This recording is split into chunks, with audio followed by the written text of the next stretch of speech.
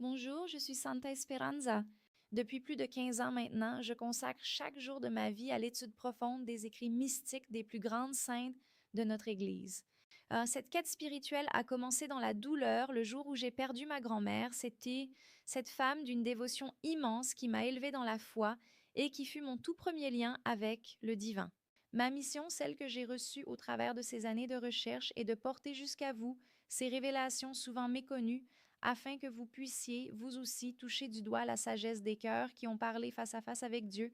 Aujourd'hui, je dois vous parler d'un danger silencieux, une ombre qui se glisse dans vos moments les plus sacrés sans que vous ne vous en rendiez compte. Est-il possible que votre manière de prier le rosaire, cet acte de foi que vous considérez comme votre plus grand rempart, soit en réalité une offense directe envers le Seigneur? Sainte Brigitte de Suède, copatronne de l'Europe et l'une des mystiques les plus crédibles de notre histoire, a reçu une révélation qui va bousculer chaque certitude que vous avez sur votre vie de prière. La réponse que le ciel a confiée à Sainte Brigitte est aussi limpide que redoutable. La pratique qui offense gravement Jésus est de prier le rosaire de manière purement mécanique et précipitée, avec l'intention délibérée de finir au plus vite. Le Christ lui a révélé qu'il considère ce bavardage sans âme comme une attitude de faux chrétien. Il préfère et de loin un seul Je vous salue Marie, murmuré avec un cœur fondant d'amour et de présence, plutôt que 1000 rosaires récités par simple habitude comme une tâche dont il faudrait se débarrasser pour passer à autre chose. Pour comprendre le poids de cet avertissement, il faut imaginer la vision qui a terrifié la sainte. Dans le premier livre de ses révélations, Brigitte voit Jésus devant elle, le corps couvert de plaies béantes, sanglantes et purulentes. Lorsqu'elle demande, horrifiée, qui a pu lui infliger un tel martyre, le Seigneur lui répond que ce ne sont pas ses ennemis déclarés qui le déchirent ainsi, mais ceux qui prétendent l'aimer. Cette prière, mâchée et recrachée, faite sans aucune méditation des mystères, agit sur son corps sacré comme les coups de fouet de la passion. C'est une dévotion qui, au lieu de nous rapprocher de son cœur, nous en éloigne en transformant un dialogue d'amour en un bruit vide et insultant. Vous demandez sans doute comment une prière aussi belle peut devenir une blessure. Le piège est d'autant plus cruel qu'il se déguise souvent en piété routinière. Pour comprendre pourquoi le cœur de Jésus saigne devant nos chapelets trop rapides et comment le démon utilise notre propre précipitation pour désarmer nos prières, nous devons plonger dans les détails de ce que le Seigneur a expliqué à Sainte Brigitte. Ce que je vais vous révéler maintenant est la clé pour que votre rosaire cesse d'être une offense et redevienne enfin une véritable rencontre avec la majesté divine. Pour comprendre pourquoi ce chapelet rapide et machinal nous blesse autant qu'il blesse le Christ, il ne suffit pas de le dire. Il faut regarder là où la vérité est gravée, dans les écrits même de Sainte Brigitte et dans les paroles éternelles des Écritures. Je vais vous montrer que ce n'est pas une simple opinion, mais une réalité spirituelle profonde qui touche au cœur de notre salut. Dans le premier livre de ses célèbres Révélations, au chapitre 15, Sainte Brigitte décrit une scène qui devrait nous faire trembler d'amour et de crainte. Elle voit le Seigneur non pas face à des bourreaux païens, mais face à ceux qu'il appelle les faux chrétiens. Le Christ lui explique que ses prières, faites sans aucune attention, sans jamais s'arrêter sur le mystère de sa vie, sont comme des écorces vides. Imaginez que vous offriez un fruit magnifique à quelqu'un que vous aimez, mais qu'en l'ouvrant, cette personne ne trouve que du vide. C'est exactement ce que nous faisons quand nous courons après les perles de notre chapelet, uniquement pour finir la série de prières. Nous offrons la coquille, mais nous gardons le fruit pour nous. Le Seigneur a été d'une précision redoutable avec Brigitte. Il a comparé cette dévotion purement extérieure à l'attitude des soldats romains pendant sa passion. Mais vous souvenez, il mettait un genou à terre devant lui, il le saluait comme roi des Juifs, mais leur cœur était rempli de moquerie et de mépris. Pour Jésus, un rosaire récité mécaniquement est une parodie d'adoration. C'est une moquerie qui fait couler le sang de ses plaies plus sûrement que les clous de la croix. Comme le dit l'Évangile de Matthieu, ce peuple l'honore des lèvres, mais son cœur est à des kilomètres de là. Le catéchisme de l'Église catholique nous le rappelle d'ailleurs au paragraphe 2708. La méditation est essentielle à la prière chrétienne. Sans elle, la prière vocale risque de n'être qu'un bruit de cymbales qui ne monte pas jusqu'au trône de Dieu. Il y a un détail dans ces révélations qui m'a personnellement bouleversée. Jésus explique à la sainte que le démon souvent, on dit, n'essaie même pas de nous empêcher de prier. Il se contente de nous pousser à le faire vite. Il sait qu'un rosaire sans méditation est comme une arme sans munition. Elle a l'apparence du danger pour l'ennemi, mais elle ne peut pas l'atteindre. C'est l'offrande de Caïn, celui qui donnait à Dieu ses restes, tandis qu'Abel offrait le meilleur de son troupeau. Le rosaire précipité est une prière morte car elle n'a plus d'âme. Peut-être vous dites-vous en ce moment, mais Santa Esperanza, je suis souvent distrait malgré moi. Est-ce que j'offense Dieu pour autant? C'est ici que la tendresse du Seigneur éclaire Sainte Brigitte. Et il y a une différence immense entre la distraction involontaire, cette fragilité humaine que nous combattons tous pour revenir à Dieu, et le mépris volontaire de celui qui décide consciemment de se dépêcher. Le Seigneur ne punit pas votre fatigue, il chérit votre effort pour revenir à lui après chaque distraction. Ce qui le blesse, c'est l'intention de se débarrasser de la prière pour passer à autre chose. D'autres pensent, qu'il vaut mieux prier n'importe comment que de ne pas prier du tout. Mais réfléchissez, si vous visitez un ami mourant, mais que vous passez tout votre temps à regarder votre montre et à parler de choses futiles, sans jamais croiser son regard, pensez-vous vraiment que votre visite le console? Non, c'est une insulte à sa douleur. Dieu n'est pas un comptable qui additionne vos « Je vous salue Marie ». Il est un père qui cherche votre regard. Maintenant que nous comprenons la gravité de ce piège de la routine, vous vous demandez sûrement comment transformer ces mots répétés en une véritable échelle vers le ciel. Comment faire pour que chaque grain de votre chapelet devienne un baume sur les plaies de Jésus plutôt qu'une blessure de plus? Avez-vous déjà ressenti ce soulagement presque physique au moment où vous énoncez le dernier « Gloire au Père » ? Ce n'est pas la paix de Dieu qui vous envahit alors, c'est le poids d'une corvée dont vous venez enfin de vous libérer, comme si vous déposiez un fardeau encombrant à la fin d'une longue journée. C'est là que le piège se referme, transformant ce qui devrait être un baiser à la Vierge en une simple tâche administrative de l'esprit. Ce n'est pas votre manque de temps qui offense le Seigneur, mais cette hâte fébrile qui trahit votre impatience de passer à autre chose de plus important. Vous regardez votre montre entre deux mystères, vous accélérez le rythme parce que votre émission préférée va commencer ou parce que le sommeil vous gagne. À la fin du troisième mystère, vous réalisez avec un certain effroi que vous seriez incapable de dire quelle scène de la vie de Jésus vous étiez censé contempler. Votre esprit était dans votre liste de courses ou dans vos soucis de travail. Vous avez égrené les perles, mais vous avez oublié celui vers qui elles mènent. Vous finissez votre chapelet essoufflé avec le sentiment d'avoir fait le job, mais votre cœur est resté aussi sec qu'avant le premier signe de croix. La première clé que le Seigneur a confiée à Sainte Brigitte pour briser ce cycle de la routine est ce que j'appelle la minute sacrée. Avant même de toucher votre première perle, je vous demande d'instaurer 60 secondes de silence total, immobile, pour réaliser devant quelle majesté vous vous tenez. Mais je vous entends déjà me dire « Santa Esperanza, ma vie est une course permanente, chaque minute compte, je ne peux pas me permettre de perdre encore du temps avant de commencer ma prière. » Et détrompez-vous, car Dieu Gibbon n'est pas un comptable qui attend son quota de mots. Il est un père qui cherche votre présence. En refusant ce silence de préparation, vous faites l'offrande de Caïn en donnant à Dieu les restes de votre temps, ce qui vous encombre tandis qu'Abel offrait le meilleur de son troupeau. Cette minute de silence est votre part d'Abel, le signe concret que Dieu passe avant votre emploi du temps. Pour ancrer votre esprit et éviter qu'il ne s'échappe, utilisez la contemplation d'une plaie spécifique. Pendant que vos lèvres prononcent les salutations à Marie, fixez votre regard intérieur sur un seul détail concret de la Passion, la sueur de sang qui perle à Gethsémani ou la douleur dans le regard de Jésus, croisant celui de sa mère sur le chemin du Calvaire. Mais Santa Esperanza, je suis distrait malgré moi par mes problèmes. Est-ce que j'offense Dieu malgré tous mes efforts? M'interrogez-vous avec inquiétude. Soyez en paix, car Jésus a été d'une clarté immense avec Sainte Brigitte.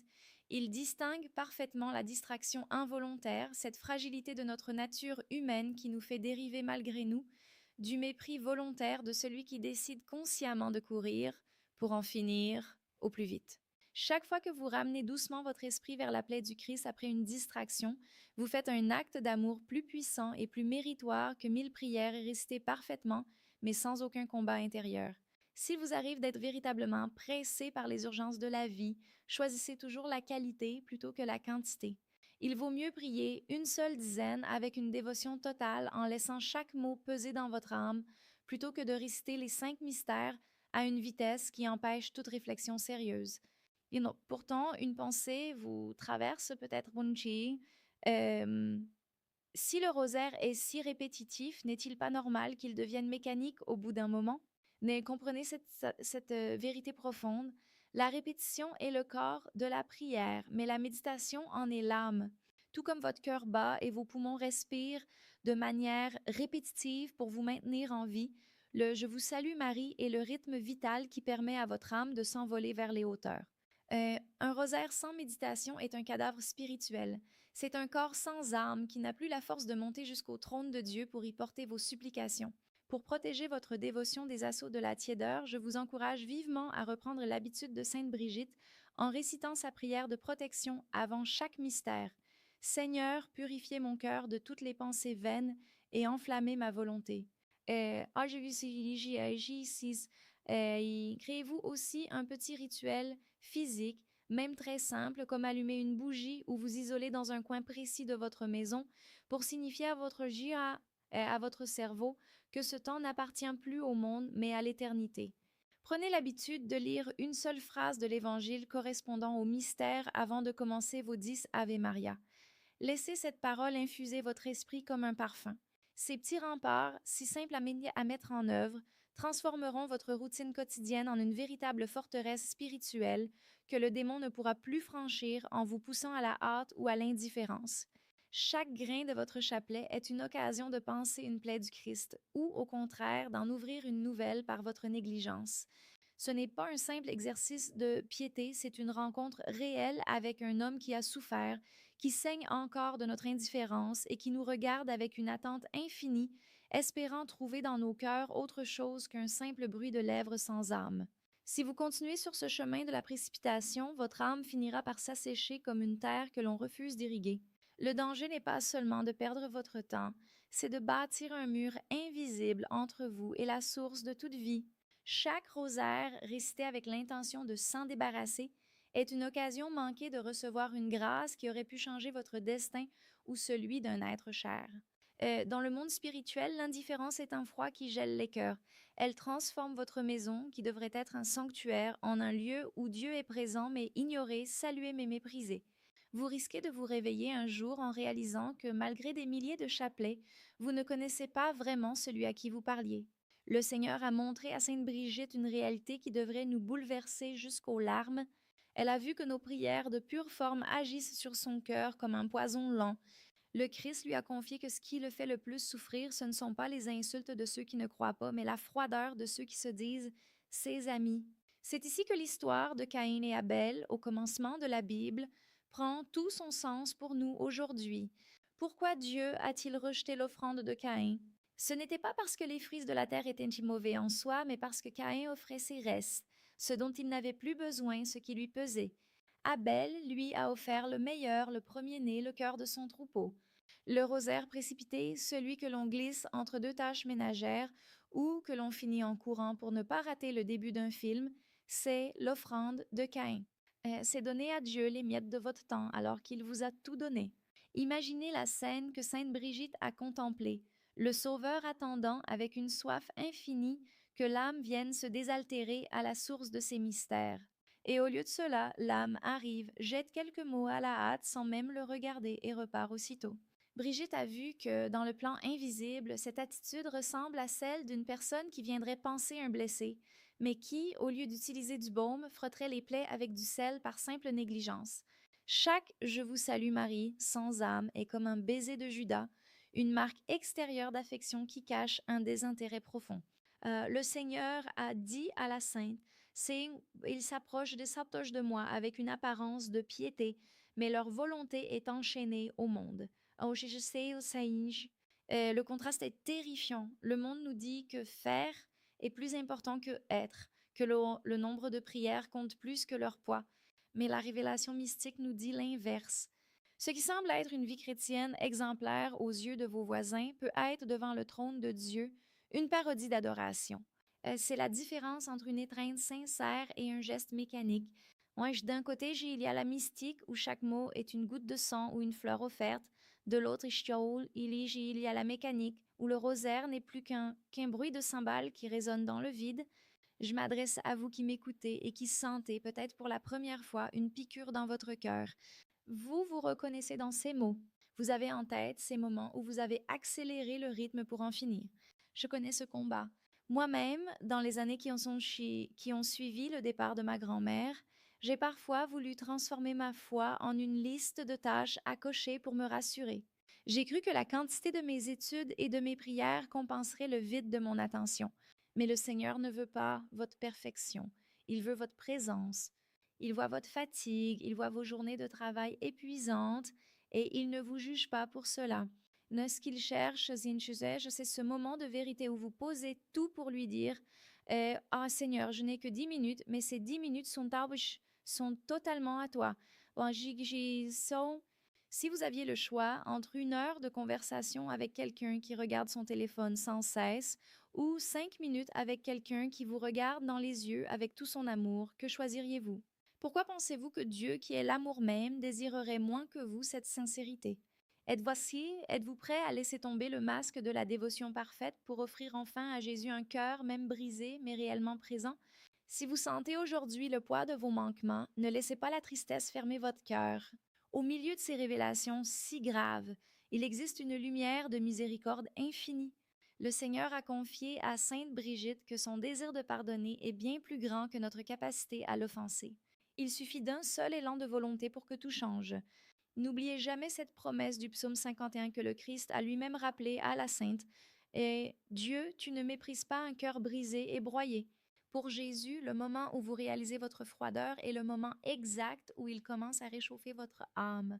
Le chemin pour restaurer votre dévotion ne demande pas d'exploit, mais une humilité sincère.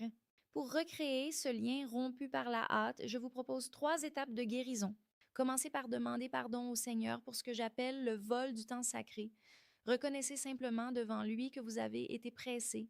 Ensuite, avant votre prochain chapelet, tenez votre croix dans vos mains et offrez-lui explicitement votre attention comme un cadeau et non comme une dette. Enfin, si vous sentez la tentation de courir à nouveau, arrêtez-vous net au milieu d'un « Je vous salue Marie » et murmurez « Jésus, je suis ici avec toi ».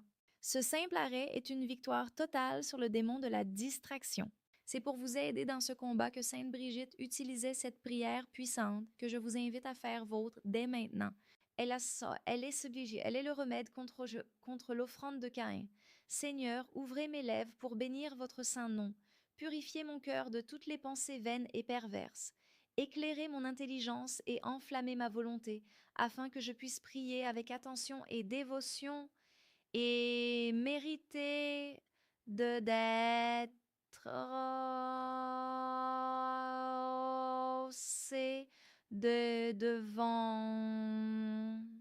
votre divine majesté. Amen. Le choix est désormais entre vos mains. Vous pouvez éteindre cette vidéo et reprendre votre chapelet comme une simple routine, ou décider que dès ce soir, chaque grain sera un acte d'amour conscient. Allez-vous continuer à offrir des écorces vides ou donnerez-vous enfin à Jésus le fruit de votre présence? Si cette révélation a touché votre âme, manifestez votre engagement en laissant un « j'aime » comme un acte de foi. Écrivez en commentaire « Seigneur, je t'offre mon cœur » pour sceller votre décision. Abonnez-vous et activez la cloche, car je reviendrai très bientôt pour vous dévoiler d'autres secrets mystiques qui transformeront votre vie de prière. Partagez cette vidéo avec une personne que vous aimez. C'est un acte de charité spirituelle que de l'aider en soi à ne plus blesser le cœur du Christ. Souvenez-vous qu'un seul soupir d'amour vaut mieux qu'un océan de paroles vides. Que la paix du Christ et la tendresse de Marie vous accompagnent à chaque grain de votre rosaire. À bientôt.